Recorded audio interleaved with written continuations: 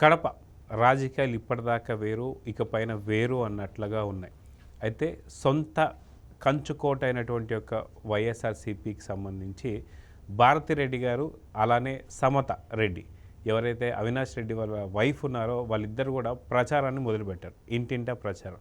అయితే అడుగడుగున వీళ్ళకి వ్యతిరేకత అయితే మనకి తెలిసి వస్తుంది. అయితే నిన్న జరిగినటువంటి ఒక చిన్న సంఘటన ఏదైతే ఉందో, సర్పంచ్, మాజీ సర్పంచ్ వాళ్ళ భర్త ఎవరైతే భాస్కర్ రెడ్డి గారు ఉన్నారో వాళ్ళ దగ్గర నుంచి ఒక వ్యతిరేకత అయితే ఎదురైంది. అదేంటి అనేది మనతో పాటు కనకదుర్గ మేడం గారు మనతో పాటు ఉన్నారు, వారిని తెలుసుకుందాం. మేడం నమస్తే. నమస్తే.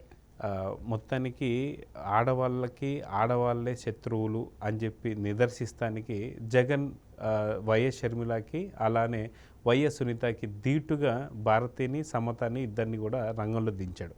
కానీ దించిన మొదటి రోజు నుంచే వ్యతిరేకత అయితే వీళ్ళకి కనిపిస్తూ వస్తుంది.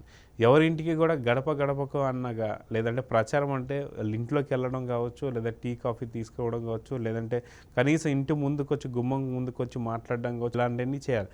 కానీ ఎక్కడైనా మనం చూస్తే భారతిరెడ్డిని ఆవిడ ఓన్లీ ఆ స్ట్రీట్లో వెళ్తూ ఉంటారు, కనిపించిన వాళ్ళని పలకరిస్తున్నారు అంతే. కానీ వాళ్ళకు భయం అయితే ఏర్పడిందని చెప్పి అర్థమవుతుంది.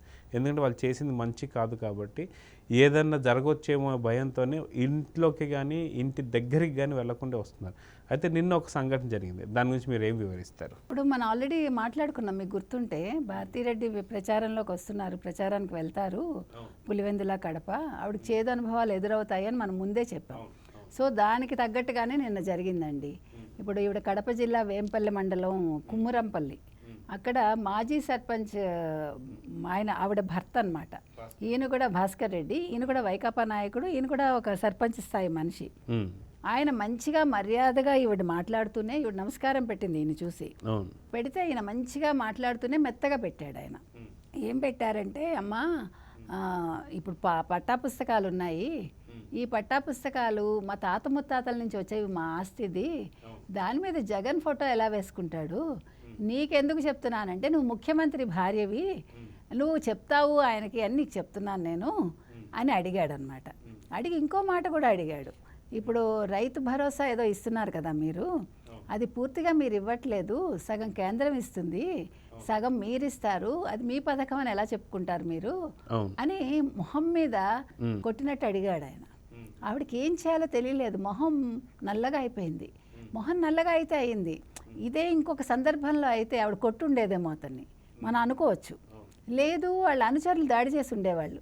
ఎందుకంటే మనం చూసాం కదా వేరే చోట ఒక రామచంద్ర యాదవ్ని ఎలా కొట్టారు, అతను ప్రచారానికి వెళ్తేనే కొట్టారు.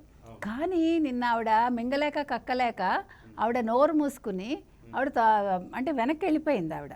ఇది ఎందుకు చెప్పుకుంటున్నామంటే, మనం ఇన్ని రోజులకి ఒక వ్యక్తి, అది కూడా వాళ్ళ పార్టీ వ్యక్తి, ఈ విధంగా మొహం మీద అడగడం అనేది చరిత్రలో మొదటిసారి మనకు తెలియదు.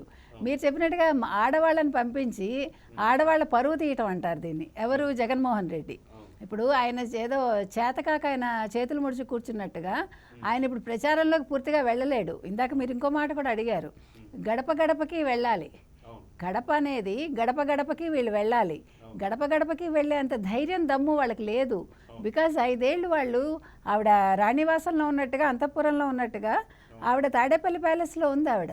ఇప్పుడు నువ్వు నీ భర్త పోనీ ఎలా బిజీగా ఉన్నా, నువ్వు అప్పుడప్పుడు వచ్చి నీ ఊరికి వచ్చి నువ్వు పలకరించాలి కదా. ఇప్పుడు వీళ్ళకి ఏంటంటేనండి, డబ్బు ఎక్కువయ్యే కొద్దీ మనిషికి అహంకారం తలకెక్కుతుందండి, దాంతో వాళ్ళు మర్చిపోతారు మనుషుల్ని. ఇప్పుడు అవసరానికి వాళ్ళు తిరుగుదామంటే వాళ్ళెందుకు గుర్తిస్తారు నిన్ను, నువ్వెవరని గుర్తిస్తారు? ఇప్పుడు వాళ్ళకి కావాల్సింది, వాళ్ళకి మీరేం మంచి చేశారు, నిన్న ఆ భూ హక్కు చట్టం ఏదైతే ఉందో ఇవన్నీ కూడా ఇంకా ప్రజలకు పూర్తిగా తెలిస్తే పులివెందుల్లో కాదు కడపలో కూడా తరివి కొడతారు వీళ్ళని. ఎందుకంటే మా ఆస్తులు నువ్వు తీసుకెళ్ళిపోతావని. అయితే ఇక్కడ మా పాస్బుక్ల పైన కావచ్చు, మా ఆస్తులకు సంబంధించి కావచ్చు, నీ ఫోటో ఏంటి అని చెప్పేసి అంత పెద్ద క్వశ్చన్ వేశాడు భారతిరెడ్డిని. ఒకవేళ నిజంగా ల్యాండ్ టైటిలింగ్ యాక్ట్ ఏదైతే ఉందో, అంటే మీకు సంబంధించిన ఏ ఆస్తులు కూడా మీకు కావు అని చెప్పి తెలిస్తే నిజంగా ఎలాంటి రెస్పాన్స్ వస్తుంది అనుకో. ఇంకా జనాలు తరివి కొట్టడం కాదండి, ఇంక ఏమైనా చేస్తారు.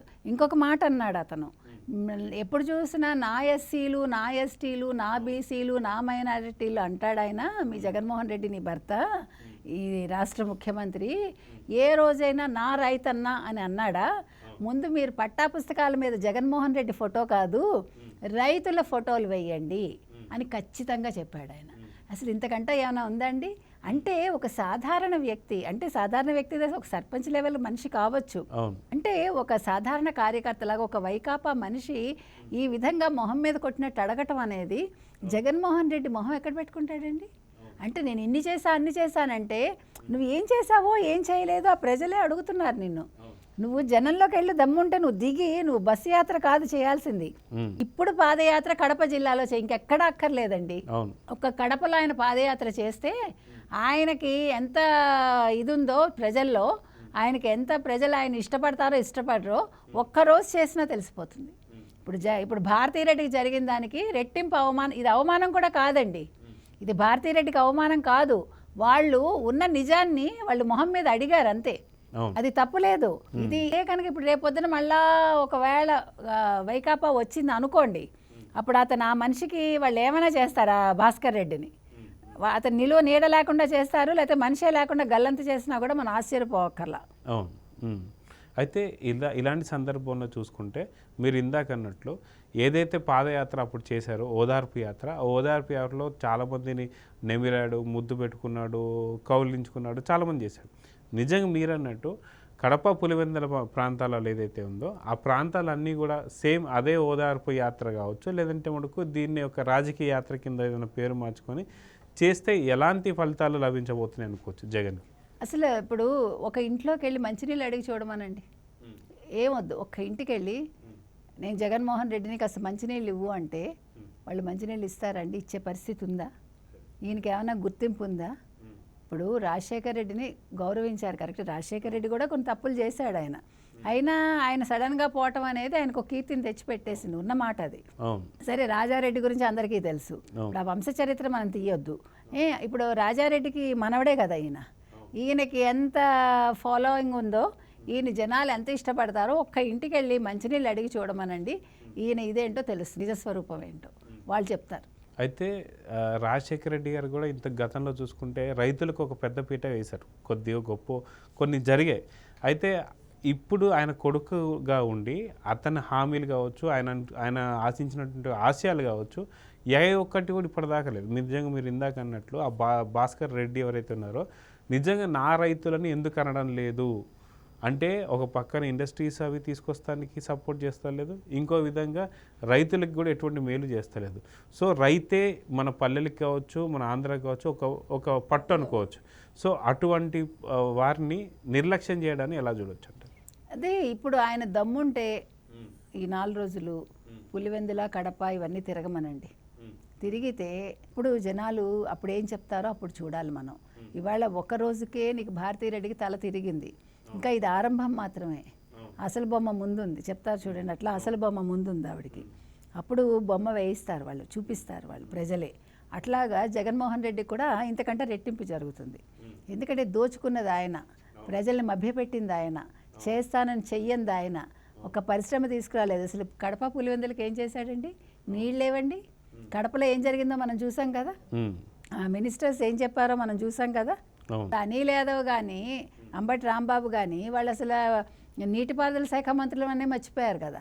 ఇప్పుడు ఏ శాఖ మంత్రికైనా తన శాఖ ఏంటో తెలుసా చెప్పండి? ఒక్కళ్ళకి తెలుసా వాళ్ళ శాఖలేంటో? వాళ్ళు దేనికి ఉన్నారు?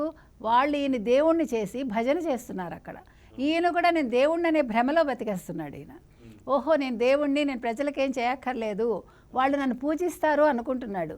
వాళ్ళు పూజించరు, నిజంగా ఈయన వెళ్తే బడిత పూజ చేస్తారు, అందులో సందేహమే లేదు. సో చూద్దాం మేడం, ఖచ్చితంగా ఎలక్షన్స్ కూడా అతి తొందరలో ఉన్నాయి కాబట్టి రిజల్ట్స్గా ముందే ఇక్కడ వైసీపీకి రిజల్ట్ అనేది ఏందో రోజు రోజుకి అర్థమైపోతుంది.